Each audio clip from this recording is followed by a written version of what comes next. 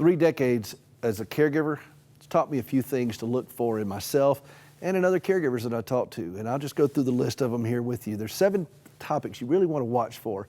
And be a little self-examining here with yourself. I mean, look in the mirror and see, do you have these things?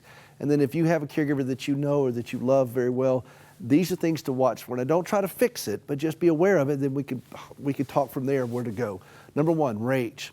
A lot of caregivers deal with rage. Now, rage comes in many different forms. You can be outwardly or inwardly with depression and so forth. Number 2, reactive behavior. Just constantly reacting all the time. And we want to learn how to respond, not react. Failure to see our own personal physician. 72% of caregivers fail to see their own doctor regularly. That is a time bomb. If you don't see your own doctor regularly, how are you going to maintain your own health to help someone who is not healthy? Excessive weight gain. When you see somebody starting to balloon up, you know that they're not taking good care of themselves. They're being sloppy on some things. They're going to have to get that weight off.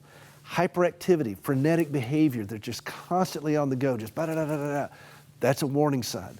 And then struggles to speak in first person singular.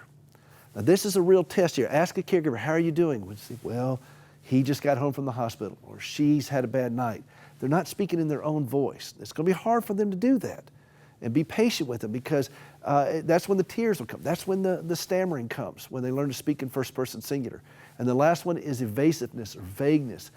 They tend to be off-putting. They stand back. They don't get engaged.